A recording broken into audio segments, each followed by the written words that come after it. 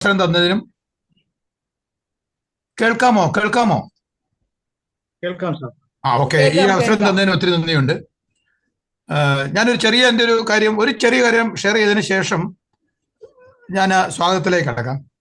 ഞാൻ സ്കൂളിൽ ഒരു അധ്യാപകനായി കയറുമ്പോൾ അതിന് മുമ്പ് ട്യൂഷനൊക്കെ എടുത്തുകൊണ്ടിരുന്നപ്പോഴും അന്ന് എൻ്റെ മനസ്സിലുണ്ടായിരുന്നൊരു ചിന്ത, ആ ക്ലാസ് റൂമിൽ അത്രയും കുട്ടികൾ ഉള്ളത് കൊണ്ടാണ് ഞാനൊരു അധ്യാപകനായത്. ഏതെല്ലാം ഡിഗ്രി ഉണ്ട്, എന്തൊക്കെയെല്ലാം ഉണ്ടെന്ന് പറഞ്ഞാലും അത്രയും കുട്ടികളുടെ മുമ്പിൽ നിൽക്കുമ്പോഴാണ് ഞാനൊരു അധ്യാപകനായത് എന്ന ഒരു ചിന്ത അന്ന് മുതൽ ഇപ്പോഴും എൻ്റെ മനസ്സിലുണ്ട്. അതുകൊണ്ട് ഇന്നത്തെ ഈ ഫ്ലോറിൽ ഇപ്പോൾ നമുക്കിവിടെ എത്തിച്ചേർന്നിരിക്കുന്ന 23 പേരാണ്.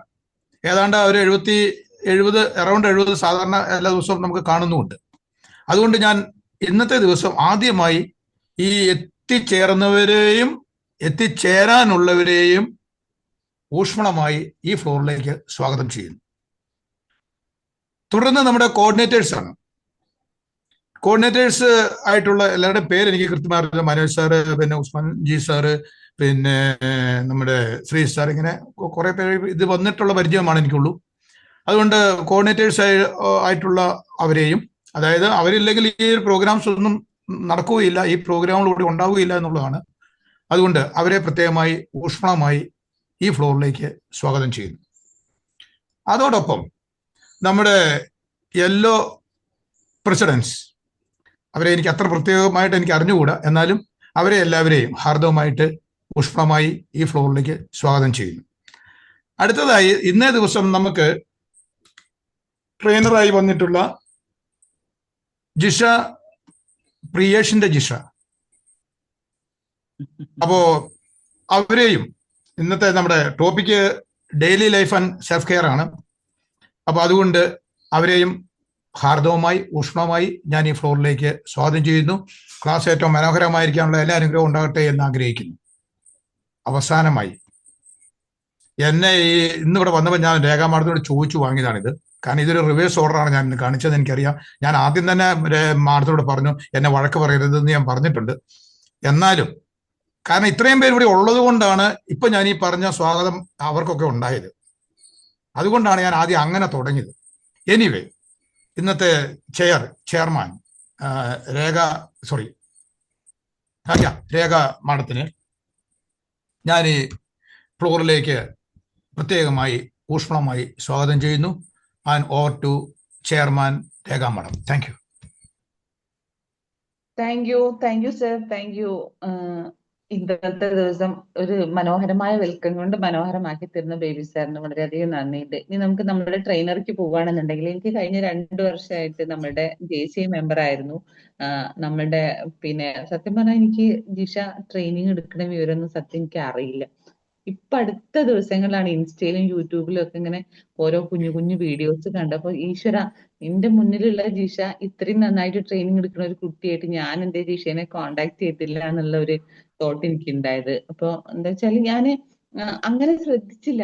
ഇത്രയും എന്താ വളരെ നമ്മളോട് സംസാരിക്കുന്ന സമയത്ത് വളരെ പൊളൈറ്റ് ആയിട്ട് വളരെ സ്നേഹത്തോടു കൂടി സംസാരിക്കാനാണ്. ഇഷ ജിഷ ഒരു സൈക്കോളജിക്കൽ സോഷ്യൽ കൗൺസിലർ ആണ്, NLP പ്രാക്ടീഷണർ ആണ്, മെന്റലിസ്റ്റ് ആണ്. മനോജേട്ടാ, നിങ്ങളൊപ്പം കട്ടയ്ക്ക് നിൽക്കാൻ പറ്റുന്ന ഒരാളാണ് കേട്ടോ. മെന്റലിസ്റ്റ് ഒക്കെയാണ്. നിങ്ങൾക്ക് മാത്രമല്ല മനസ്സ് വായിക്കാൻ അറിയാം, ജിഷയ്ക്ക് മനസ്സ് വായിക്കാൻ അറിയാം.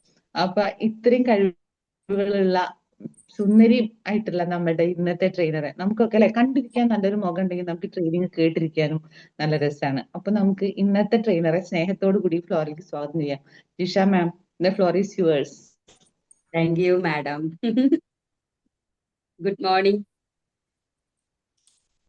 എല്ലാവർക്കും നമസ്കാരം. Good morning. Good morning madam. ഞാൻ സത്യം പറഞ്ഞാൽ ഭയങ്കര എക്സൈറ്റഡ് ആണ്. കാരണം എന്താന്ന് വെച്ചാൽ ഞാൻ ഇതേപോലൊരു കോഫി ടോക്കിലോ അതല്ലെങ്കിൽ ഇങ്ങനെ ഒരു ട്രെയിനറായിട്ടോ ഞാൻ ഇതുപോലെ സംസാരിച്ചിട്ടേ ഇല്ല. പിന്നെ ഇത് ഇത്ര ദിവസമായി. അപ്പം ഇതിലൊന്നും ഞാൻ ജോയിൻ ചെയ്തിട്ടുമില്ല. ആക്ച്വലി എനിക്ക് ഇത് എന്താണെന്നൊന്നും അറിയില്ല. പിന്നെ അതുപോലെ തന്നെ രാവിലെ ആവുകൊണ്ട് തന്നെ എനിക്ക് സത്യം പറഞ്ഞിട്ടുണ്ടെങ്കിൽ ജോയിൻ ചെയ്യാൻ പറ്റാറുമില്ല. പക്ഷേ ഞാൻ കഴിഞ്ഞ ദിവസം രേഖ മാഡം വിളിച്ച സമയത്ത് എനിക്ക് ഭയങ്കര സന്തോഷവും തോന്നി. അതേപോലെ പങ്കെടുക്കാൻ പറ്റുമോ എന്നുള്ളൊരു ഡൗട്ട് ഉണ്ടായിരുന്നു. പക്ഷെ എന്നാലും ഞാനൊന്ന് ആ സമയത്തേക്ക്, കാരണം മോൻ സ്കൂളിൽ പോണ സമയമാണ്, ഒരു 7 മണിയാകുമ്പോഴേക്കും നമ്മളിങ്ങനെ പിടയ്ക്കുന്ന സമയമാണ്. പക്ഷെ എന്നാലും എനിക്ക് ജോയിൻ ചെയ്യണം എന്നുള്ളൊരു ആഗ്രഹം കൊണ്ടാണ് ഞാനത്.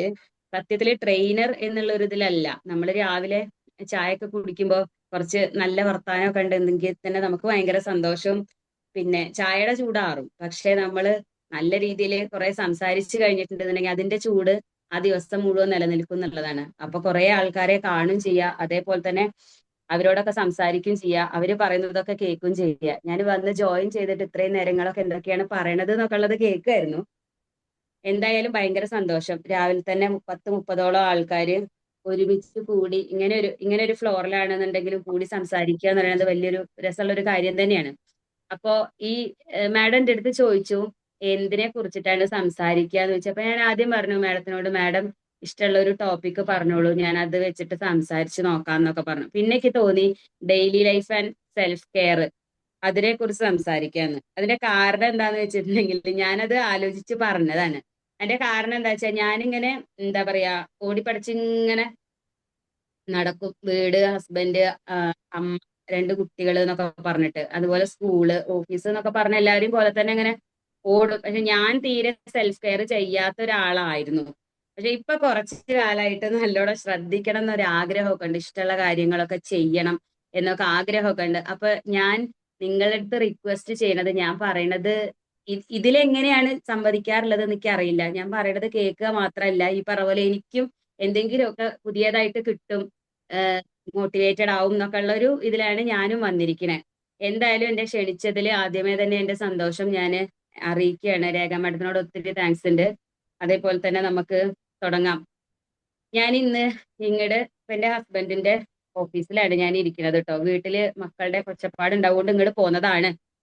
പിന്നെ അപ്പൊ എനിക്ക് സത്യം പറഞ്ഞാൽ സ്റ്റാർട്ടിങ് ട്രബിൾ ഉണ്ട്, അതുകൊണ്ടാണ് ഞാൻ ഇങ്ങനെ പറഞ്ഞുകൊണ്ടിരിക്കണേ. എന്തായാലും തുടങ്ങാം. Daily life and self care. നമ്മളെല്ലാവരും ഡെയിലി ലൈഫിൽ ഇപ്പൊ ഒരുപാട് ഓട്ടപ്പാച്ചിലുകൾക്കിടയിലാണ്. എത്ര പെട്ടെന്നാണ് ദിവസങ്ങളും വർഷങ്ങളും കാലങ്ങളും ഒക്കെ കടന്നു പോകുന്നത് നമുക്ക് ഇങ്ങനെ തോന്നും. അപ്പോ ഈ പറഞ്ഞതുപോലെ ഒന്നിനും സമയമില്ലാത്തൊരു ഒരു ഇത് തോന്നൽ എനിക്ക് ഉണ്ടായിട്ടുണ്ട്. നിങ്ങൾക്ക് എങ്ങനെയാണെന്നുള്ളത് എനിക്ക് അറിയില്ല.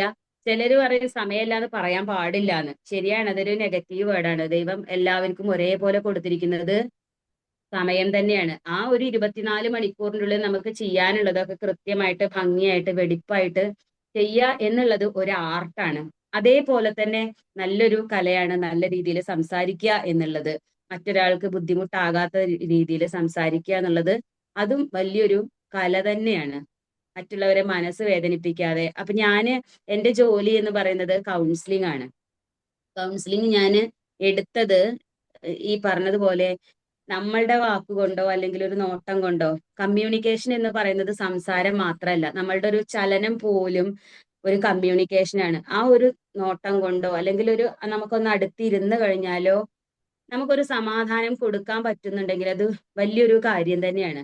അപ്പൊ അതുകൊണ്ട് ഞാൻ എന്റെ ബാക്കിലേക്ക് ചിന്തിക്കുകയാണെന്നുണ്ടെങ്കിൽ ഒരുപാട് പ്രയാസങ്ങളും അതുപോലെ തന്നെ വിഷമങ്ങളും ഒക്കെ എല്ലാവർക്കും ഉണ്ടാവും. അതേപോലെ തന്നെ എനിക്കും ഒരുപാട് പ്രയാസങ്ങളും പ്രശ്നങ്ങളും ഒക്കെ ഫേസ് ചെയ്തിട്ടാണ് പിന്നെ ഇവിടെ ഇപ്പൊ ഇങ്ങനെ എത്തി നിൽക്കുന്നത്. ഇതും എന്നെ സംബന്ധിച്ചിടത്തോളം ഗ്രേറ്റ് ആയിട്ടുള്ള ഒരു ഫ്ലോർ ആണ്. JCIയിൽ ഞാൻ വന്നത് എനിക്ക് നല്ലൊരു ട്രെയിനർ ആവണം എന്നുള്ളൊരു ആഗ്രഹം കൊണ്ട് തന്നെയാണ്.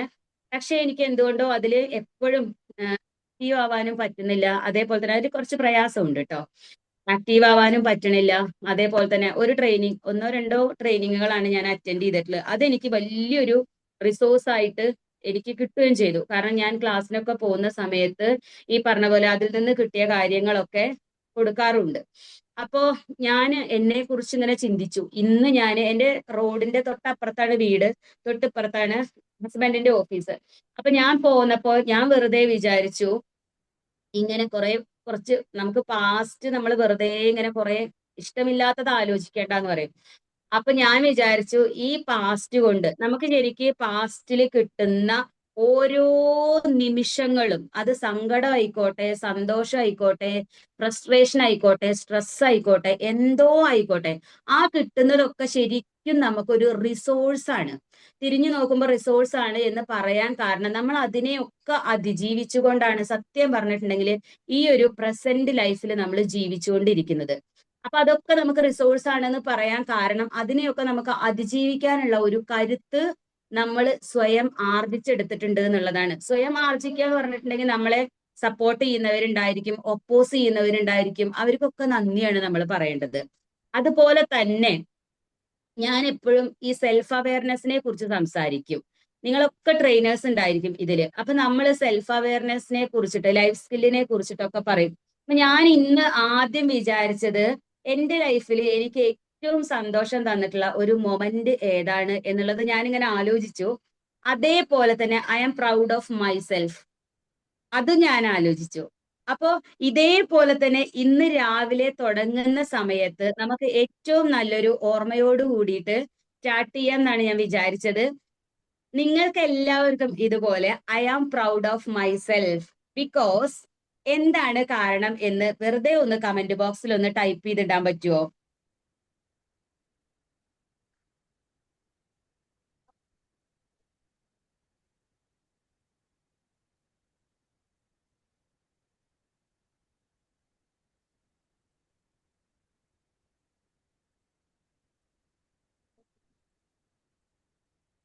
ഹലോ, കേൾക്കുന്നുണ്ടോ? ആരെങ്കിലും ഒന്ന് റെസ്പോണ്ട് ചെയ്യോ?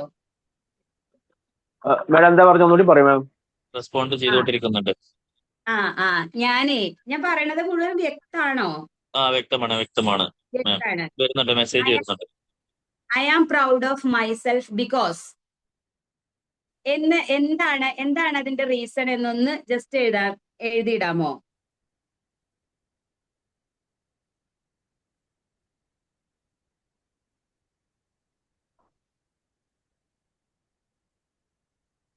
ഇപ്പൊ പറഞ്ഞത് ഒന്നുകൂടി പറയുമോ മാം?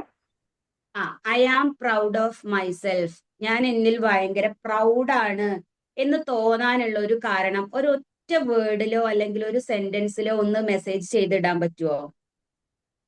എന്റെ self confidence. Self confidence.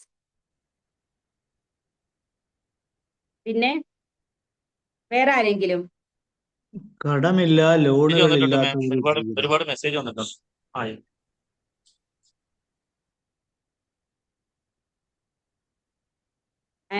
I am polite, continuing lifelong learning even after retirement. I am honesty. Okay, thank you. Thank you so much. ഇനി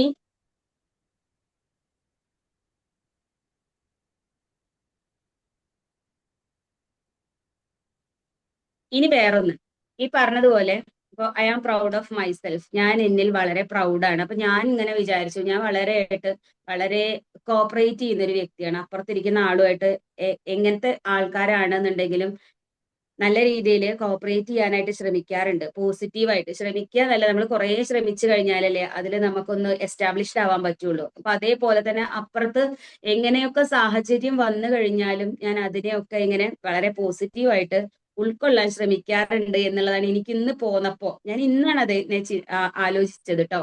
അപ്പൊ അതെനിക്ക് അങ്ങനെ തോന്നി. കോപ്പറേറ്റ് ചെയ്ത് നിൽക്കാറുണ്ട്. ഏത് സാഹചര്യത്തിലാണെന്നുണ്ടെങ്കിലും ജീവിച്ചു പോവുക എന്ന് പറയുന്നത് വലിയൊരു അത്ഭുതമായിട്ടാണ് എനിക്ക് തോന്നുന്നത്.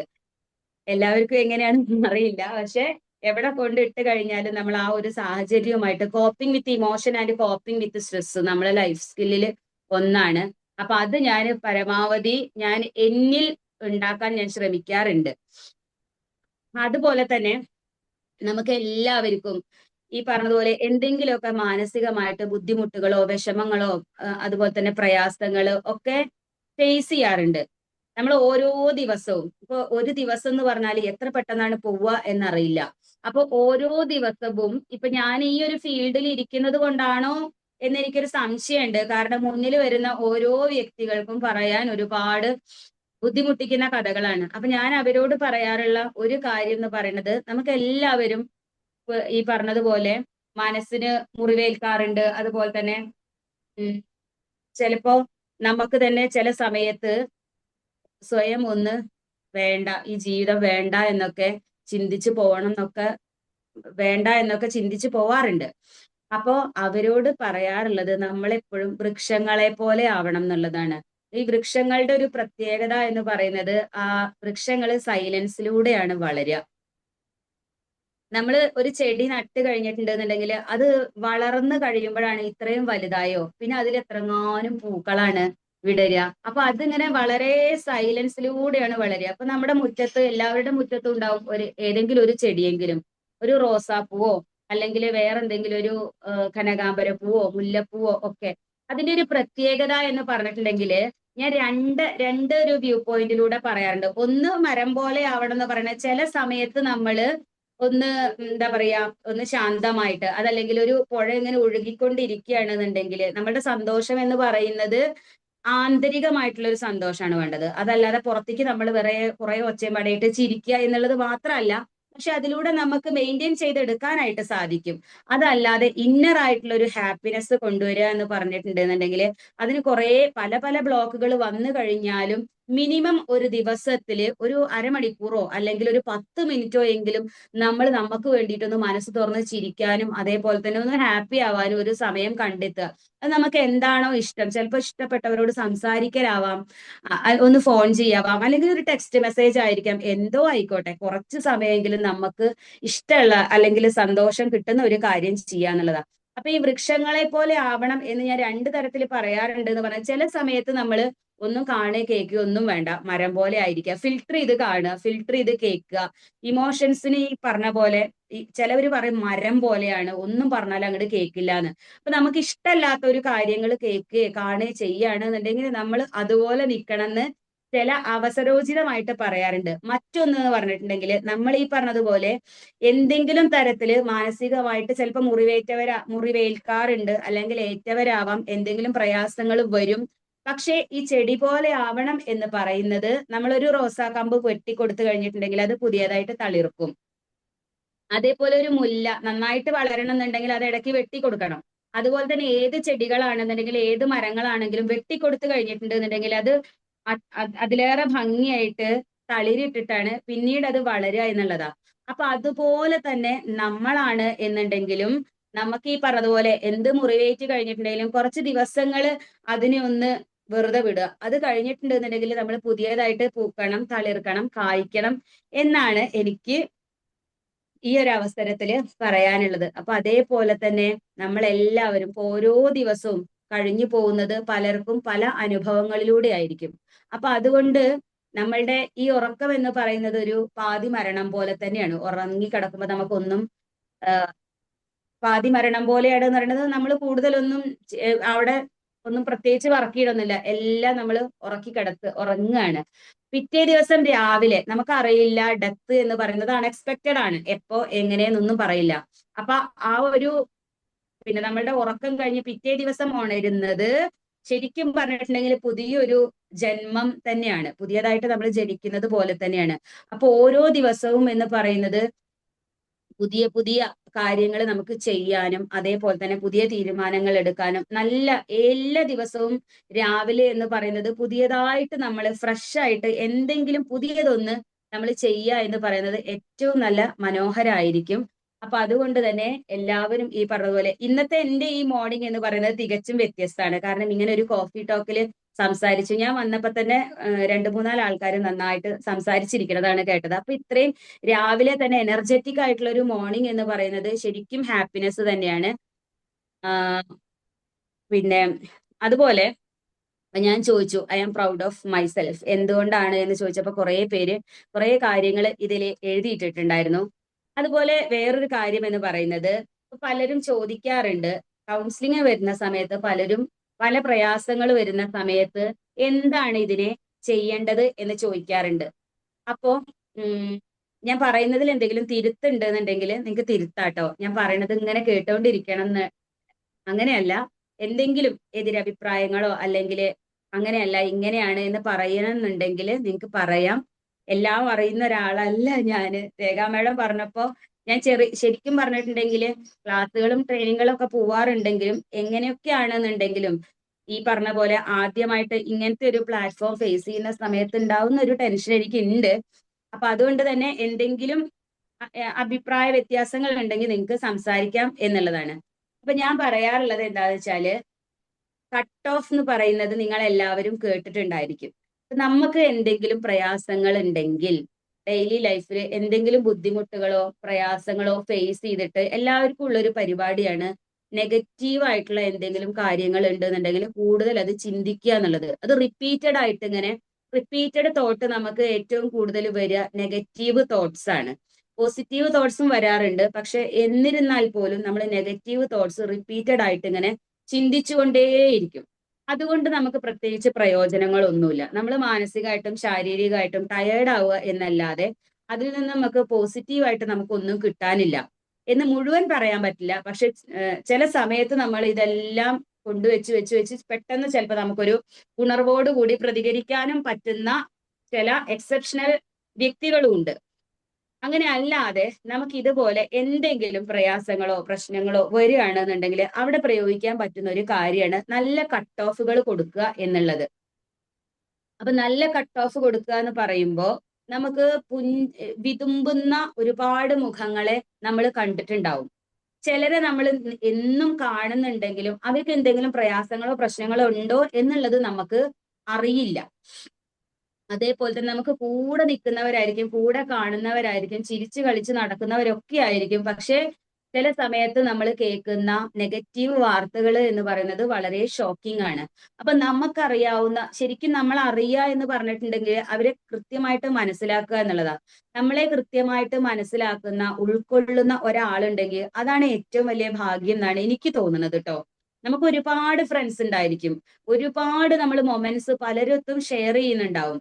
പക്ഷേ നമ്മളെ കൃത്യമായിട്ട്, നമ്മളെ ശരിക്കും അറിയാവുന്നത് നമുക്ക് മാത്രമേ ഉള്ളൂ. പക്ഷേ നമ്മളെ ഇതുപോലെ അറിയാവുന്ന നല്ല ഒരു വ്യക്തി ഉണ്ടെങ്കിൽ നമുക്ക് എല്ലാവർക്കും അത് വലിയൊരു റിസോഴ്സ് തന്നെയാണ്. അങ്ങനെ ആരെങ്കിലും ഉണ്ടെങ്കിൽ നിങ്ങൾ അവരെ ഈ നിമിഷം ഒന്ന് ഓർക്കുക. നിങ്ങളെ ഒരുപാട് സ്നേഹിക്കുന്ന ഒരു വ്യക്തി ആരാണ് എന്ന് ഈ നിമിഷം ഒന്ന് ആലോചിക്കുക. അത് ഭയങ്കര സന്തോഷമാണ്. അതുപോലെ തന്നെ നമ്മളെ ഒരുപാട് ഇഷ്ടപ്പെടുന്നവരെ നമുക്ക് തിരിച്ച് അതേപോലെ തന്നെ അതേ ഒരു ഫ്ലോയിൽ ഇഷ്ടപ്പെടണം എന്നൊന്നുമില്ല. അതേപോലെ തന്നെ നമുക്ക് ഏറ്റവും കൂടുതൽ ഓർത്ത് കഴിഞ്ഞിട്ടുണ്ടെങ്കിൽ സ്ട്രോങ് ആണ്. ചിലരെ ഓർത്ത് കഴിഞ്ഞാൽ തന്നെ നമുക്കൊരു എനർജിയാണ്. അങ്ങനെ ആരെങ്കിലും ഉണ്ടെന്നുണ്ടെങ്കിൽ നിങ്ങൾ ഒരു നിമിഷം ഒന്ന് ആലോചിക്കുക. ഒന്ന് ആലോചിച്ച് നോക്കൂ. നിങ്ങളെ ഏറ്റവും കൂടുതൽ സ്നേഹിക്കുന്ന, ഇഷ്ടപ്പെടുന്ന അല്ലെങ്കിൽ സപ്പോർട്ട് ചെയ്യുന്ന ആരെങ്കിലും ഉണ്ടെന്നുണ്ടെങ്കിൽ നിങ്ങൾക്ക് ഇത് കേൾക്കുന്നവര് നിങ്ങൾ ആ പേരൊന്ന് ഉറക്കെ പറയാൻ പറ്റുമോ?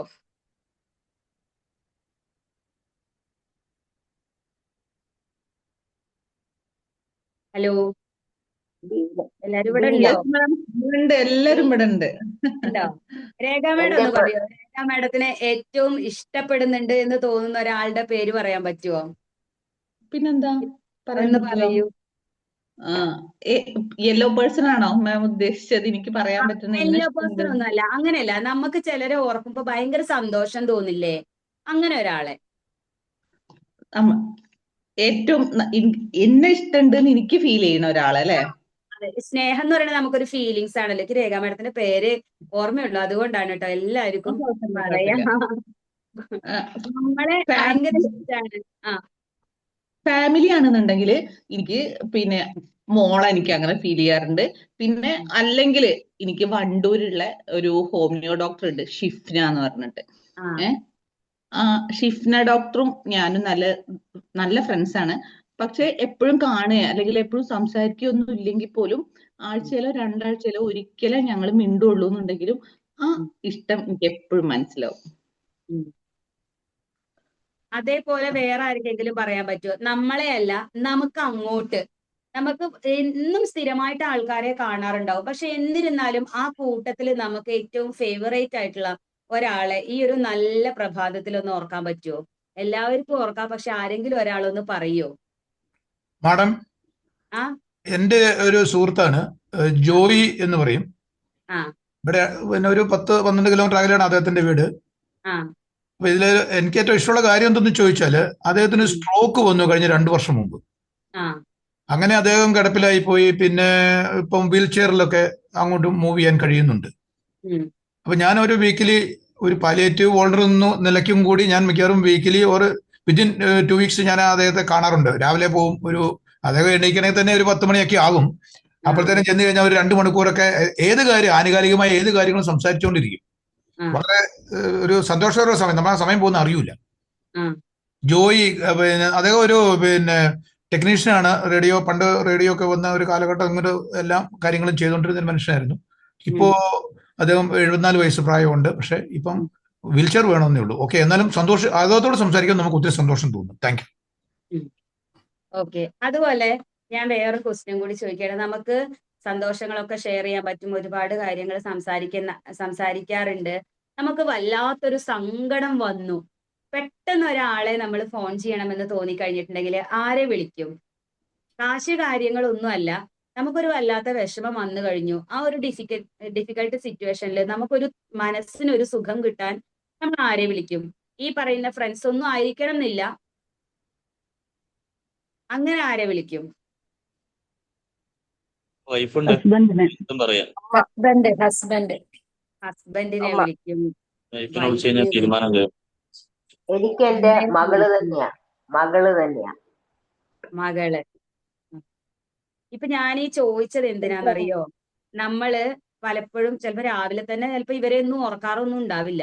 പക്ഷെ എന്നാലും ഞാൻ ഈ പറഞ്ഞു വന്നത് കട്ട് ഓഫ് എന്ന് പറയുന്ന ഒരു പ്രത്യേക വേർഡിൽ നിന്നാണ്. കട്ട് ഓഫ് എന്ന് പറഞ്ഞാൽ നമ്മൾ കണ്ടിട്ടില്ലേ, പഴയ കാലത്തൊക്കെ ചെറിയ കുട്ടികളൊക്കെ കരയുന്ന സമയത്ത് അമ്മമാര് അതാ അതാ അതാ അമ്പിളി മാമനെ കാണിച്ചു തരാം, ബസ് അതാ പോണു എന്നൊക്കെ പറഞ്ഞിട്ട് ശ്രദ്ധ മാറ്റും. ഇന്നത്തെ ജനറേഷൻ ആണെന്നുണ്ടെങ്കിൽ നമ്മൾ മൊബൈൽ ഫോണാണ് കൊടുക്കുക. പക്ഷെ നമ്മൾ ഈ ശ്രദ്ധ മാറ്റുക എന്ന് പറയുന്നത് എല്ലാരെ കൊണ്ടും കഴിയുന്ന ഒരു കാര്യമല്ല. നമുക്ക് എല്ലാവരുടെ സംസാരിച്ചാൽ അത് കിട്ടൂല. അപ്പൊ അതേപോലെ തന്നെ നമ്മൾ ബേസിക്കലി എല്ലാവരും നമ്മളെ കൂടെ ഉണ്ട് എന്നുണ്ടെങ്കിലും പല സമയത്തും നമ്മൾ ഒറ്റപ്പെടല് എല്ലാവർക്കും ഫീൽ ചെയ്യുന്ന ഒരു കാര്യം തന്നെയാണ്. അപ്പൊ അതുകൊണ്ട് ഈ പറഞ്ഞതുപോലെ നമുക്ക് ദിവസവും ഞാനൊക്കെ എഴുതി വെക്കാറുണ്ട് കേട്ടോ. എല്ലാ ദിവസവും ഇങ്ങനെ എഴുതി വെക്കും. പലരെയും പരിചയപ്പെടുന്ന സമയത്ത് ചില പ്രത്യേക ആൾക്കാരെ നമ്മൾ എഴുതി വെക്കും. അവരെ ഓർക്കുന്ന സമയത്ത് നമുക്കൊരു സുഖമാണ്. ഇപ്പോഴും അവര് നമ്മളുടെ കൂടെ ഉണ്ടല്ലോ. അതേപോലെ തന്നെ വല്ലപ്പോഴും ഞാൻ എപ്പോഴും ഫോണിൽ സംസാരിക്കുന്ന ഒരാളോ അല്ലെങ്കിൽ എപ്പോഴും മെസ്സേജ് മെയിൻറ്റെയിൻ ചെയ്യുക അങ്ങനെ ഒന്നുമില്ല. എന്നാലും കുറച്ച് ആൾക്കാരുടെ പേര് എഴുതി വെച്ച് ഞാൻ ഇടയ്ക്ക് അവരെ ഇങ്ങനെ ഓർക്കും. അല്ലാതെ വിഷമോ അങ്ങനെ എന്തെങ്കിലും വരുമ്പോ അവരുടെ പേര് വായിക്കുമ്പോൾ തന്നെ നമുക്കൊരു സുഖമാണ്. അതുപോലെ ഈ കട്ട് ഓഫ് കൊടുക്കുക എന്ന് പറഞ്ഞതിൽ തുടങ്ങിയിട്ടുണ്ടെങ്കിൽ നമ്മൾ ഇടയ്ക്ക് നമുക്ക് ഓരോ കട്ട് ഓഫ് കൊടുക്കണം എന്നുള്ളതാണ്. ചിലരിപ്പോ ഈ JCയിലൊക്കെ ഉള്ളവരാണെന്നുണ്ടെങ്കിൽ ഇടയ്ക്ക് ട്രിപ്പ് പോകുന്നവരും അതേപോലെ തന്നെ ഇടയ്ക്ക് ഇതുപോലെയുള്ള കോഫി ടോക്ക് നല്ലൊരു കട്ട് ഓഫ് ആണ്. കട്ട് ഓഫ് എന്ന് പറഞ്ഞിട്ടുണ്ടെങ്കിൽ ഒരു സിംപ്ലി പറയുകയാണെങ്കിൽ വിതുമ്പുന്നതിൽ നിന്ന് പുഞ്ചിരിയിലേക്ക് നമ്മൾ ട്രാൻസ്ഫോം ചെയ്യാൻ എന്താണോ നമ്മൾ കൊടുക്കുന്നത് അല്ലെങ്കിൽ എന്താണോ നമ്മൾ ചെയ്യുന്നത് അതിനെയാണ് നമ്മൾ കട്ട് ഓഫ് എന്ന് പറയുക. അതായത് നമുക്ക് വല്ലാതെ വിഷമം വരുന്ന സമയത്ത് നമ്മളെ ശ്രദ്ധ മാറ്റാൻ വേണ്ടിയിട്ട് നമ്മൾ എന്തെങ്കിലും ചെയ്യുകയാണെന്നുണ്ടെങ്കിൽ അതിനെ നമുക്ക് നല്ല കട്ട് ഓഫ് എന്ന് വിളിക്കാം. അപ്പൊ നമുക്ക് ചെയ്യാൻ പറ്റുന്ന ഒരു കാര്യം മറ്റുള്ളവർക്ക് കൊടുക്കുക എന്നുള്ളത് പോലെ തന്നെ നമ്മൾ നമുക്കിടയ്ക്ക് ഓരോ കട്ട് ഓഫ് കൊടുക്കണം എന്നുള്ളതാണ്. അപ്പൊ ഞാൻ ഇടയ്ക്ക് ഓരോ കട്ട് ഓഫ് കൊടുക്കുക എന്ന് പറയുന്നതാണ്. രേഖ മാഡം ട്രെയിനിങ്ങിന്റെ ഇത് കാണാറുണ്ട് ഇതുവരെ. ശരിക്കും പറഞ്ഞിട്ടുണ്ടെങ്കിൽ എന്റെ ട്രെയിനിങ്ങുകൾ, ക്ലാസ്സുകൾ, സെഷനുകൾ എന്നൊക്കെ പറയുന്നത് ഞാൻ ഈ എടുക്കാൻ പോണത് എനിക്ക് ഭയങ്കര സന്തോഷം ഉണ്ടാവുന്ന ഒരു കാര്യമാണ്. എനിക്ക് ഭയങ്കര ഹാപ്പിനെസ് കിട്ടുന്ന ഒരു കാര്യമാണ്. ഈ പറഞ്ഞതുപോലെ ഭയങ്കര പേടി എന്ന് പറഞ്ഞിട്ടുണ്ടെങ്കിൽ 4 ആളെ കണ്ടു കഴിഞ്ഞിട്ടുണ്ടെന്നുണ്ടെങ്കിൽ പഠിക്കുന്ന സമയത്തൊക്കെ ഭയങ്കര പേടി, അതുപോലെ ഉൾവലിവ്, എന്തെങ്കിലും 2 വാക്ക് സംസാരിക്കാൻ ഭയങ്കര ടെൻഷൻ, വിറയല്, മുട്ടുംകാലും ഇറങ്ങിയ കണ്ണിന്ന് കണ്ണുനീര് ഒലിപ്പിച്ച് ഞാൻ അങ്ങനെയൊക്കെ ചില പ്രസന്റേഷനുകൾ പേടിച്ചു വിറച്ച് നിന്നിട്ടുണ്ട്. അതിൽ എന്റെ ഒരു മിസ് പറഞ്ഞു, ഞാൻ ആ മിസ്സിനെ ഇപ്പൊ ഞാൻ ഓർക്കുകയാണ്, അതും എനിക്കൊരു കട്ട് ഓഫ് ആണ്. ആ മിസ് പറഞ്ഞു, ജിഷയ്ക്ക് നല്ല വോയിസ് ആണല്ലോ, നന്നായിട്ട് സംസാരിക്കാൻ പറ്റുമല്ലോ ജിഷ, പറഞ്ഞു പഠിക്കൂ എന്ന് പറഞ്ഞിട്ട് വലിയൊരു ഓഡിയൻസിന്റെ മുമ്പിൽ ഒരു നന്ദി പറയാൻ എന്നെ വിളിച്ചു.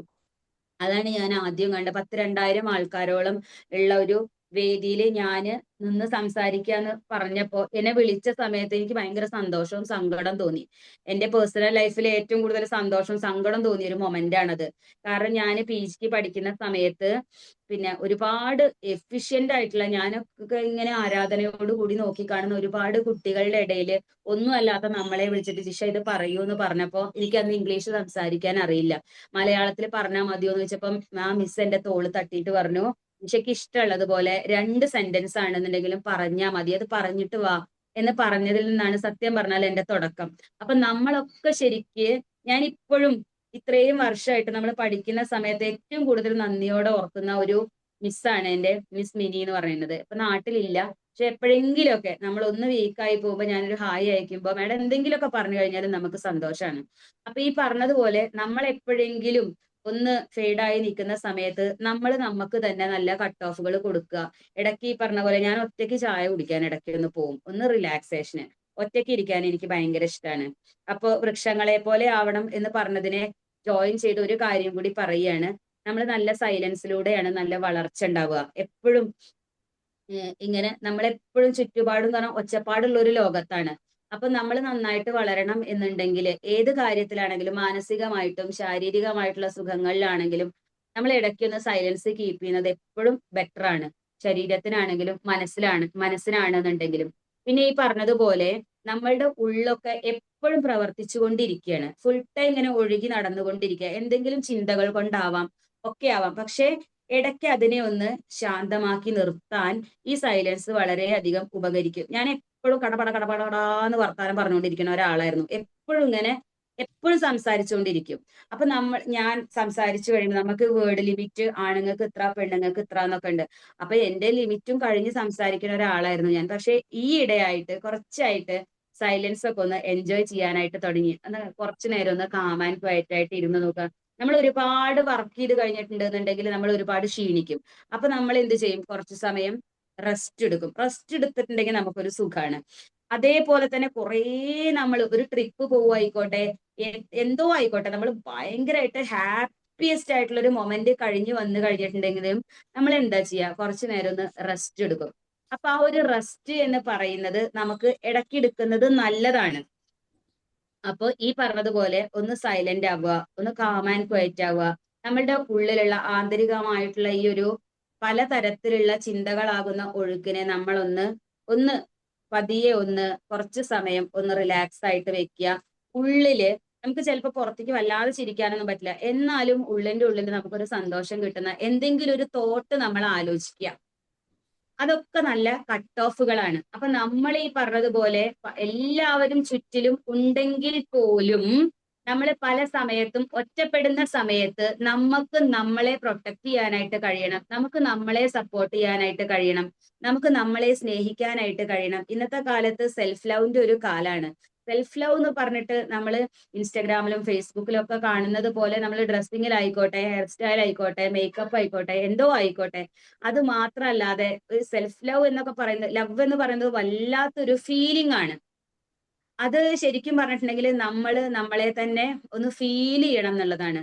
അപ്പൊ ഈ എന്താ പറയാ, ഫിസിക്കൽ ആയിട്ടുള്ളതിനെയൊക്കെ മാറ്റി നിർത്തിയിട്ട് സെൽഫ് ലവ്, നമ്മൾ സ്വയം ഒന്ന് സ്നേഹിക്കാനും അംഗീകരിക്കാനും അതേപോലെ തന്നെ നമ്മളെ കുറിച്ചൊന്ന് അഭിമാനിക്കാനും ഉള്ള ഒരു ചിന്ത, ഒരു ഫീലിംഗ് നമുക്ക് ഉണ്ടാവണം.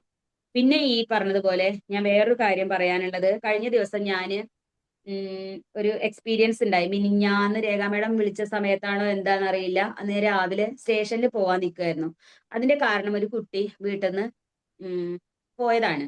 ഒരു പെൺകുട്ടിയാണ്, വീട്ടിൽ നിന്ന് ദേഷ്യപ്പെട്ട് ഇറങ്ങിപ്പോയതാണ്. അപ്പൊ അവളെ വിളിച്ച് സംസാരിച്ച സമയത്ത് വീട്ടില് ആരൊക്കെയോ അവളെ വഴക്കു പറഞ്ഞു. കുറച്ച് മാനസികമായിട്ട് ബുദ്ധിമുട്ടുള്ള ഒരു കുട്ടിയാണ്. ഞാൻ സ്റ്റാറ്റസ് ഒക്കെ വെച്ചിട്ടുണ്ടായിരുന്നു. അപ്പൊ അവളുടെ അടുത്ത് ചോദിച്ചപ്പോ ഇങ്ങനെ വല്ലാതെ സങ്കടപ്പെട്ടാണ് പറഞ്ഞത്, എന്നെ ആർക്കും ഇഷ്ടമല്ലാന്ന്. അപ്പൊ ഒരു കാര്യം മാത്രമേ പറയാനുള്ളൂ, നമ്മുടെ വീട്ടിലൊക്കെ കുട്ടികൾ ഉണ്ടാവും. അവരൊക്കെ ഈ പറഞ്ഞ പോലെ വർഷം എന്ന് പറഞ്ഞ ഒരു സിനിമ എന്നെ വല്ലാതെ ഇങ്ങനെ ഹോണ്ട് ചെയ്തൊരു സിനിമയാണ്. അതിൽ ആ കുട്ടീനെ വല്ലാതെ വഴക്ക് പറഞ്ഞ സമയത്ത് പിറ്റേ ദിവസം ആ കുട്ടി എണീക്കണില്ല. ഒരു സൈലന്റ് അറ്റാക്ക് ഉണ്ടായതാണ്. അപ്പൊ അതുപോലെ നമ്മുടെ കുട്ടികൾ എല്ലാവരും സ്നേഹിക്കപ്പെടുന്നുണ്ട് എന്നുള്ള ഫീലിങ്ങോട് കൂടി പോയി കിടന്നുറങ്ങട്ടെ. പിറ്റേ ദിവസം നല്ല രീതിയിൽ അവർ എണീക്കട്ടെ. അതുപോലെ തന്നെ ചില കുട്ടികളെ പാരന്റ്സിന്റെ ക്ലാസ്സിനൊക്കെ വരുമ്പോ പറയാറുണ്ട്, എന്താ വേണ്ട വെച്ചാൽ ചെയ്തു കൊടുക്കും, പഠിച്ചാൽ മാത്രം മതി എന്നുള്ളത്. അങ്ങനെ അല്ലാതെ കുറച്ചൊക്കെ നമ്മളെ പോലുള്ളവർ, എനിക്ക് തോന്നുന്നു എന്റെ പ്രായത്തിലുള്ളവർ തന്നെയാണ് ഈ ഗ്രൂപ്പിലുള്ളത് എന്നാണ്. കുട്ടികളുണ്ടോ എന്ന് എനിക്ക് അറിയില്ല, ഞാൻ ഇത് നോക്കിയിട്ടില്ല. അപ്പൊ നമ്മളൊക്കെ നെഗറ്റീവ് സാഹചര്യങ്ങളിലൂടെ കടന്നു വന്ന് അതിനെയൊക്കെ അതിജീവിച്ചിട്ടാണ് ഇന്നും നമ്മൾ മുഖത്ത് നല്ല ചിരിയോടുകൂടി നമ്മൾ ഇരിക്കുന്നത്. അതേപോലെ തന്നെ നമ്മളെ കുട്ടികളും ഇടയ്ക്ക് ഫിനാൻഷ്യൽ ബുദ്ധിമുട്ടായിക്കോട്ടെ, വീട്ടിൽ അതുപോലെ കുഞ്ഞു കുഞ്ഞു ജോലികളായിക്കോട്ടെ. എൻ്റെ അടുത്ത് കൗൺസിലിങ്ങിന് വരുന്ന കുട്ടികളടുത്തും പാരന്റ്സിനോടും പറയും, വീട്ടിലെ 10 ജോലിയെങ്കിലും നിങ്ങൾ ചെയ്യണം എന്നുള്ളത്. മുഴുവനായിട്ട് എന്റെ വീട്ടിൽ എനിക്ക് നടപ്പിലാക്കാൻ പറ്റില്ല എന്നുണ്ടെങ്കിലും എന്തെങ്കിലുമൊക്കെ അവരെ ജോലി ചെയ്യിക്കുക. ഇമോഷണലി നമ്മൾ ഒരുപാട് കൊടുത്തു കഴിഞ്ഞിട്ടുണ്ടെങ്കിൽ അവർ ഇമോഷണലി വീക്കായിട്ടാണ് വരിക. അതല്ലാതെ ചെറിയ ചെറിയ ബുദ്ധിമുട്ടുകൾ അവർ അറിയട്ടെ. അപ്പൊ നമ്മൾ സ്ഥിരമായിട്ട് കേൾക്കാറുള്ളതാണ്, ടൂറ് പോകാൻ സമ്മതിക്കാനായിട്ട് സൂയിസൈഡ് ചെയ്തു, അതുപോലെ തന്നെ ഫുഡ് കഴിക്കാൻ ബർത്ത്ഡേ പാർട്ടിക്ക് പറഞ്ഞയക്കാനായിട്ട് സൂയിസൈഡ് ചെയ്യുന്നു. നിസാര കേസുകളൊക്കെ നമ്മൾ കേൾക്കാറുള്ളതാണ്. അപ്പോ നമ്മളെപ്പോഴും എല്ലാവരും സ്നേഹിക്കാനും സ്നേഹിക്കപ്പെടാനും ഒക്കെ ഇഷ്ടമുള്ളവരാണ്. ഇമോഷണലി ഇടയ്ക്ക് വീക്ക് ആവാറുണ്ട്. ഞാൻ ചെയ്യാറുള്ള ഒരു ടെക്നിക്ക് എന്ന് പറഞ്ഞിട്ടുള്ളത് മൂഡ് മാപ്പിംഗ് നടത്താറുണ്ട്. മൂഡ് മാപ്പിംഗ് എന്ന് പറഞ്ഞപ്പോ സ്ത്രീകള് ഒരുപാട് പേരുണ്ട് സ്ത്രീ ഇതിലെ തന്നെ. അപ്പൊ അവർക്കൊക്കെ ഇടയ്ക്ക് മൂഡ് സ്വിങ്സ് വരാറുണ്ട്. നമ്മൾ പറയാറുള്ളത് പീരിയഡ്സ് റിലേറ്റഡ് ആയിട്ട് നമുക്ക് മൂഡ് സ്വിങ്സ് വരാറുണ്ട്. ഇത് മാത്രമല്ല, നമുക്ക് ഇടയ്ക്കിടയ്ക്ക് ഇപ്പൊ 40 എബോവ് ഉള്ളവരാണെങ്കിൽ, ഞാൻ 40 എബോവ് ഉള്ള ഒരാളാണ്. അപ്പൊ നമുക്ക് അതിൻ്റെതായിട്ടുള്ള മാനസികമായിട്ടുള്ള ശാരീരികമായിട്ടുള്ള ഹോർമോൺ സംബന്ധമായിട്ടുള്ള എല്ലാ ചേഞ്ചസും വരാറുണ്ട്. അപ്പൊ ഞാൻ എന്റെ കലണ്ടറിൽ എപ്പോഴും ഓരോ ദിവസവും ഇന്നത്തെ മൂഡ് എന്താണ് എന്ന് എഴുതി വെക്കാറുണ്ട്. ചില ദിവസം ഹാപ്പി ആയിരിക്കും, ചില ദിവസം ഭയങ്കര സാഡ് ആയിരിക്കും, ചില ദിവസം മിക്സഡ് ആയിരിക്കും, ചില ദിവസം ഭയങ്കര ദേഷ്യമായിരിക്കും. ഈ ദേഷ്യം കൊണ്ട് നമുക്ക് കിട്ടാവുന്നതാകെ നമ്മളാകെ എന്താ പറയാ മലിനാവുക എന്നുള്ളതാണ്. അപ്പൊ ഈ പറഞ്ഞതുപോലെ നമുക്ക് എല്ലാവരും കണ്ടു വളർന്നിട്ടുള്ള ഒരു കാര്യം, ദേഷ്യം വന്നു കഴിഞ്ഞിട്ടുണ്ടെന്നുണ്ടെങ്കിൽ ഭയങ്കരമായിട്ട് ഷൗട്ട് ചെയ്യുക, ഇങ്ങനെ എടുത്ത് വലിച്ചെറിയുക, ഇങ്ങനത്തെയൊക്കെ നമ്മൾ കാണാറും കേൾക്കാറുണ്ട്. അപ്പൊ അതിനെ നമ്മൾ എന്തൊക്കെ ഒന്ന് ചിന്തിച്ചാൽ മതി. നമ്മൾ വീട്ടിൽ വല്ലാതെ ദേഷ്യം പിടിച്ചിരിക്കുന്ന ഒരു സമയത്ത് നമുക്ക് ഇഷ്ടപ്പെട്ട ഒരാൾ വരികയാണെന്നുണ്ടെങ്കിൽ നമ്മൾ അവരോട് വളരെ ഡീസന്റ് ആയിട്ട് മാന്യമായിട്ട് സംസാരിക്കും, അവരോട് ചിരിക്കും. വീട്ടിൽ അപ്പോഴേക്കിനും ചില അവസരങ്ങളിൽ നമുക്ക് അങ്ങനെ, എനിക്ക് അങ്ങനെ ഉണ്ടായിട്ടുണ്ട് കേട്ടോ. വീട്ടിൽ ഇങ്ങനെ ദേഷ്യം പിടിച്ചിരിക്കുന്ന മക്കളോട് എന്തോ പറഞ്ഞ ദേഷ്യം പിടിച്ചിരിക്കുന്ന സമയത്ത് എന്റെ വീട്ടിലൊരു വിസിറ്റർ വന്ന സമയത്ത് വരൂ കയറിയിരിക്കൂ എന്നൊക്കെ പറഞ്ഞിട്ട് പെട്ടെന്ന് നമ്മളുടെ ആ ഒരു മനസ്സും മാറും, ആറ്റിറ്റ്യൂഡും അങ്ങ് മാറ്റിയിടുക. അപ്പൊ നമുക്ക് എല്ലാവർക്കും കഴിയുന്ന ഒരു കാര്യം തന്നെയാണത്. പക്ഷെ നമ്മൾ ശീലിച്ചു പോകുന്നത് ഒച്ചപ്പാട് ഉണ്ടാക്കുക എന്നുള്ളതാണ്. ദേഷ്യം വരുമ്പോൾ ഒച്ചപ്പാട് ഉണ്ടാക്കാൻ എല്ലാവർക്കും കഴിയും, പക്ഷേ സൈലന്റ് ആയിരിക്കുക എന്ന് പറയുന്നത് വലിയൊരു ക്വാളിറ്റിയാണ്. അപ്പൊ ഇടയ്ക്ക് നമ്മൾ സൈലന്റ് ആവുക, ഇടയ്ക്ക് നമ്മൾ വയലന്റ് ആവണം എന്നുള്ളതല്ല, വെന്റിലേറ്റ് ചെയ്യാം. ചില ദേഷ്യങ്ങളോ അല്ലെങ്കിൽ സങ്കടങ്ങളോ വല്ലാത്ത വേറെ എന്തെങ്കിലും കാര്യങ്ങളോ ഉണ്ടെന്നുണ്ടെങ്കിൽ നമുക്ക് പറ്റാവുന്ന, വിശ്വസിക്കാൻ പറ്റുന്ന, നമ്മൾ പറഞ്ഞു കഴിഞ്ഞിട്ട്, വിശ്വാസം എന്ന് പറയുന്നത് ഞാൻ മനസ്സിലാക്കിയിടത്തോളം സ്നേഹത്തെക്കാൾ വലുതാണ്. അപ്പൊ വിശ്വസിക്കുന്നവരോട് നമുക്ക് ഷെയർ ചെയ്യാം. അപ്പൊ അത് മറ്റൊരാളിലേക്ക് പോവില്ല എന്ന് ഉറപ്പുള്ളവരോട് നമുക്ക് എന്തെങ്കിലും പ്രയാസങ്ങൾ ഉണ്ടെന്നുണ്ടെങ്കിൽ അത് തീർച്ചയായിട്ടും ഷെയർ ചെയ്യാവുന്നതാണ്. ഇനി ഈ പറഞ്ഞതുപോലെ ഇനി വേറൊരു കാര്യം നിങ്ങൾക്ക് എല്ലാവർക്കും ഗുണകരമായിരിക്കും. എല്ലാവരും പുറത്തു പോയി സംസാരിക്കുന്നവരാണ്. കുറെ പേർക്ക് കാശ് കൊടുത്തൊന്നും ഈ പറഞ്ഞതുപോലെ കൗൺസിലിങ്ങിനോ അല്ലെങ്കിൽ തെറാപ്പികൾക്കോ പോവാൻ കഴിയില്ല. അതുകൊണ്ട് ഇൻഫോർമേറ്റീവ് ആയിട്ട് ഒന്ന് രണ്ട് കാര്യങ്ങളും കൂടി ഞാൻ പറയാൻ ആഗ്രഹിക്കുകയാണ്. എല്ലാ ബ്ലോക്കിലും ICDS വനിതാ ശിശു വികസന വകുപ്പില് പാരന്റ് ക്ലിനിക്ക് എന്ന് പറയുന്ന ഒരു സൗജന്യ കൗൺസിലിംഗ് സെന്റർ പ്രവർത്തിക്കുന്നുണ്ട്. എത്ര പേർക്ക് അറിയുന്ന എനിക്കറിയില്ല. എല്ലാ ബ്ലോക്കിലും വനിതാ ശിശു വികസന വകുപ്പിന്റെ കീഴില് പാരന്റ് ക്ലിനിക്ക് സൗജന്യ കൗൺസിലിംഗ് സെന്റർ ആണ്. അവിടെ എല്ലാവർക്കും ചെല്ലാവുന്നതാണ്. 10 മണി മുതൽ 5 മണി വരെയാണ് ഈ പാരന്റ് ക്ലിനിക്ക് പ്രവർത്തിക്കുന്നത്. സൗജന്യമായിട്ടുള്ള കൗൺസിലിംഗ് സെന്റർ ആണ്. പാരന്റ് ക്ലിനിക്ക് എന്ന് പറയുമ്പോൾ പാരന്റ്സിനും കൂടി ചെല്ലാവുന്നതാണ്. അപ്പൊ അതുകൊണ്ട് ക്ലിനിക്കിലേക്ക് ആവശ്യമുള്ളവര്, നിങ്ങളുടെ അറിവിൽ എന്തെങ്കിലും തരത്തിലുള്ള പ്രയാസങ്ങളോ പ്രശ്നങ്ങളോ ഉണ്ടെങ്കിൽ നമുക്ക് ഈ പാരന്റ് ക്ലിനിക്കിലേക്ക് നിങ്ങൾക്ക് റെഫർ ചെയ്യാവുന്നതാണ്. നിങ്ങളുടെ തൊട്ടടുത്തുള്ള ICDS ഏതാണ് എന്നുള്ളതൊന്ന് ആലോചിക്കുക. അവിടെ ഇതുപോലെ കൗൺസിലിംഗ് സെന്റർ പ്രവർത്തിക്കുന്നുണ്ട്. നിങ്ങൾക്ക് വേണമെങ്കിൽ എന്തെങ്കിലും പ്രയാസങ്ങള് പഠന സംബന്ധമായിട്ടോ പഠന പിന്നോക്കാവസ്ഥയോ പഠന വൈകല്യോ എന്തോ ആയിക്കോട്ടെ, അത്തരത്തിലുള്ള ഒരു കാര്യം ആവശ്യമാണെന്നുണ്ടെങ്കിൽ ഇങ്ങനെ സൗജന്യമായിട്ട് നടത്തുന്നുണ്ട്. രണ്ടാം ശനിയാഴ്ച ഒഴിവാണ്. അതിനു മുമ്പ് രണ്ടാം ശനിക്ക് മുമ്പുള്ള സെക്കൻഡ് സാറ്റർഡേക്ക് മുമ്പുള്ള വെള്ളിയാഴ്ചകളിലാണ് പാരന്റ് ക്ലിനിക്ക് പ്രവർത്തിക്കുന്നത് എന്നുകൂടി അറിയിക്കുകയാണ് ഈ ഒരു അവസരത്തില്. പിന്നെ എനിക്ക് കൂടുതലൊന്നും പറയാനില്ല. ഇന്ന് ഞാൻ ആകെ പറഞ്ഞ കാര്യം ഒന്ന് കട്ട് ഓഫ് എന്നുള്ളതാണ്, ഒന്ന് I am proud of myself എന്നുള്ള ഒരു കാര്യം പറഞ്ഞു. പിന്നെ എന്തൊക്കെയാണ് എന്നുള്ളത് നിങ്ങൾക്കൊന്ന് പറയാൻ പറ്റുമോ ആർക്കെങ്കിലും?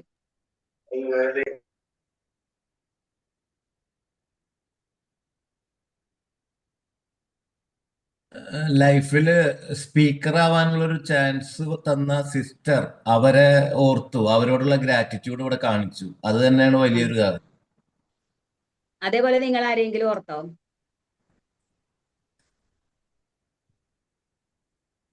ഓരോ ദിവസവും ഓരോ പുതിയ തീരുമാനമെടുക്കുക എന്നുള്ള നമ്മള് ഉറങ്ങി എഴുന്നേറ്റ് കഴിഞ്ഞാല് അതൊരു പുതിയ ദിവസമായിട്ട് കണ്ടുകൊണ്ട് ഒരു പുതിയ തീരുമാനം എടുക്കാനുള്ള ഒരു സാഹചര്യം കൂടെ മാഡം പറഞ്ഞിരുന്നു.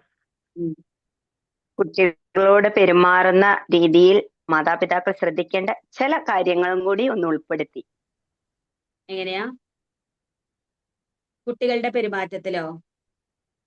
യെസ്, അതില് പെരുമാറുന്ന രീതിയിൽ പറഞ്ഞില്ലായിരുന്നോ? സൂയിസൈഡ് ആ ചെയ്യുന്ന ആ പ്രവണതകൾ നമ്മൾ അവരെ കൊണ്ട് കൂടി നമ്മളോടൊപ്പം എന്തെങ്കിലും ചെയ്യിപ്പിച്ചുകൊണ്ട് മുന്നോട്ട് പോവാം. ഞാനൊരു ചെറിയ കഥ പറഞ്ഞ് അവസാനിപ്പിക്കട്ടെ. ഇനി കുട്ടികൾക്ക് പറഞ്ഞു കൊടുക്കുന്നതാണ്. അത് ഈ ഡെയിലി ലൈഫ് ആൻഡ് സെൽഫ് കെയറിൽ പെട്ടതൊന്നുമല്ല, എന്നാലും നമുക്ക് ഒരു ചെറിയൊരു കഥയാണ്. അത് കുട്ടികൾക്ക് പറഞ്ഞു കൊടുക്കുമ്പോൾ നന്നായിട്ട് ഫീൽ ആവാറുണ്ട്. അപ്പൊ നിങ്ങൾക്ക് വേണമെന്നുണ്ടെങ്കിൽ ക്ലാസ് എടുക്കാനൊക്കെ പോകുമ്പോൾ ഈ കഥ ഉപകാരപ്രദമാവുമെന്ന് എനിക്ക് തോന്നുന്നു. അതുകൊണ്ടാണ് ഒരു വീട്ടില് ഒരു കൗമാരപ്രായം എത്തുമ്പോഴാണല്ലോ കുട്ടികളുടെ സ്വഭാവത്തിൽ പെട്ടെന്നൊരു മാറ്റമൊക്കെ കാണാറുള്ളത്. അതുകൊണ്ട് അവർക്ക് ഷെയർ ചെയ്യാൻ പറ്റുന്ന ഒരു കാര്യമാണ്, ഒരു വീട്ടില് ഒരു അച്ഛൻ, ഒരമ്മ, ഒരു കൗമാരപ്രായത്തിലുള്ള ഒരു കുട്ടി. അപ്പൊ ഈ കുട്ടികൾ നമ്മുടെ കുട്ടികളാണെന്നുണ്ടെങ്കിലും ഇടയ്ക്ക് നമുക്ക് ഇഷ്ടമില്ലാത്ത രീതിയിൽ നമ്മളോട് പ്രതികരിക്കാറുണ്ട്. അപ്പൊ നമുക്കും അത് ഇടയ്ക്ക് ഫീൽ ചെയ്യാറുണ്ട്. ചിലപ്പോൾ എന്തിനാ വെറുതെ നമ്മൾ എന്തൊക്കെ ചെയ്തു കൊടുത്തിട്ട് എന്താ ഒരു ഇങ്ങോട്ട് ഇങ്ങനെയാണല്ലോ റെസ്പോൺസ് എന്നൊക്കെ തോന്നാറുണ്ട്. അത് പാരന്റ്സ് വരുന്ന സമയത്ത് പറയുമ്പോഴാണ്, കുറെ കേട്ടപ്പോഴാണ് ഞാൻ ഈ കഥ അവർക്ക് പറഞ്ഞു കൊടുത്തത് കേട്ടോ. ഒരു വീട്ടില് ഒരു അച്ഛനും ഒരമ്മയും ഒരു കുട്ടിയുണ്ട്. അപ്പൊ അവൻ ഇങ്ങനെ ഇരുന്ന് പഠിക്കുകയായിരുന്നു. നിങ്ങൾ കേട്ടിട്ടുണ്ടാവും, കേട്ടവരാണെന്നുണ്ടെങ്കിൽ ഒന്ന് സഹകരിക്കുക.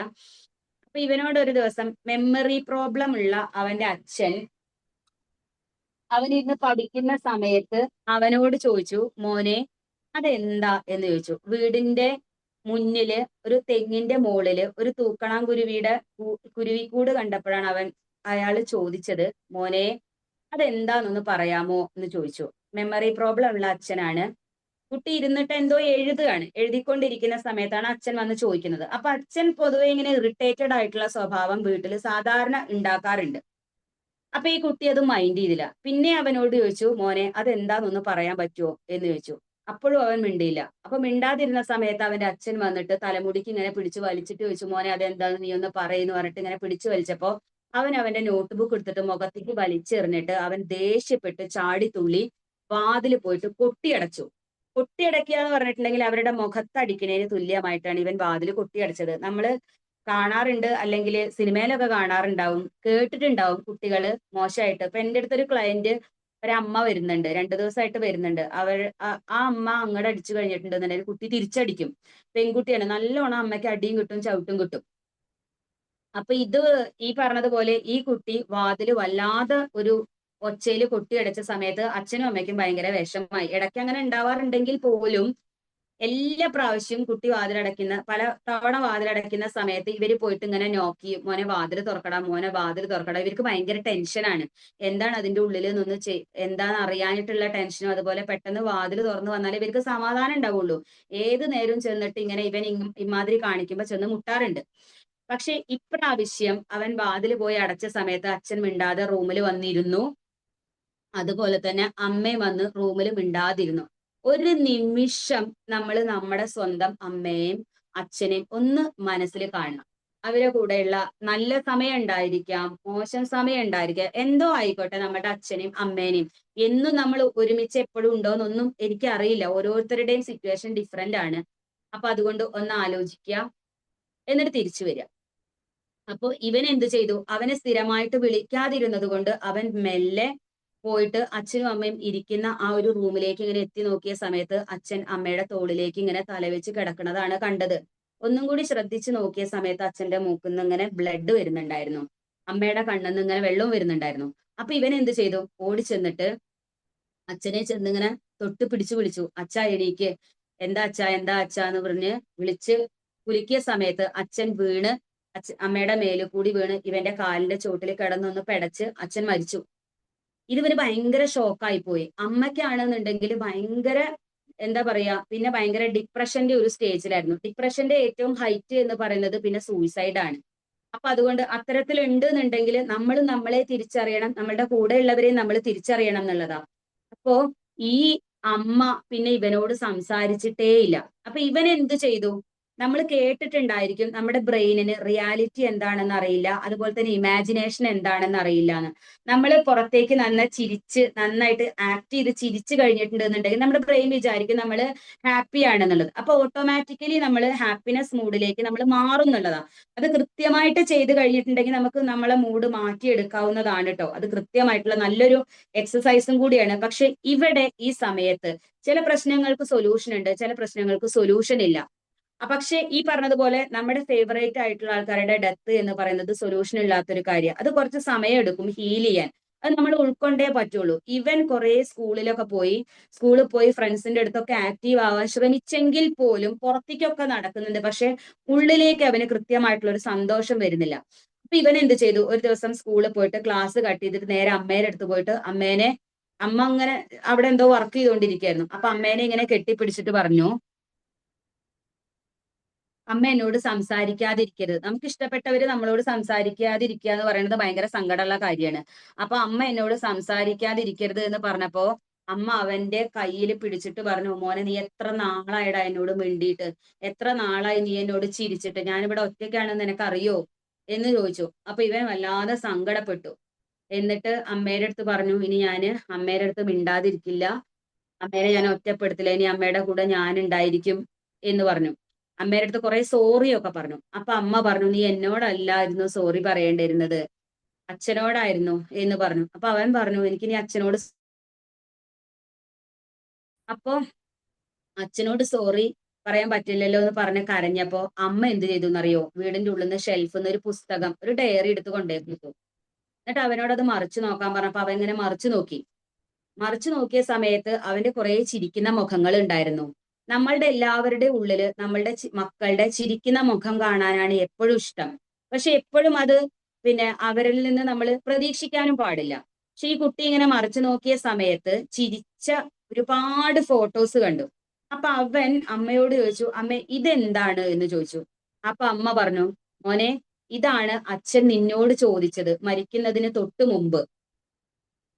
അതെന്താണ് എന്ന് ചോദിച്ചപ്പോ നിനക്കൊന്ന് പറഞ്ഞുകൂടായിരുന്നോ? നീ കുട്ടിക്കാലത്ത് ഏറ്റവും കൂടുതൽ അച്ഛനോട് ചോദിക്കുന്ന ഒരു കാര്യമായിരുന്നു, അച്ഛ അതെന്താ. അപ്പൊ അച്ഛൻ പറയും, മോനെ അത് സ്പാരോ അല്ലേ, സ്പാരോ ആണ്. ഒരിക്കൽ പോലും നിന്നോട് ദേഷ്യപ്പെട്ടിട്ടില്ല. എത്ര തവണ ചോദിച്ചു കഴിഞ്ഞാലും നിനക്കത് നല്ല രീതിയിൽ ചിരിച്ച് അച്ഛൻ മറുപടി പറഞ്ഞിരുന്നു.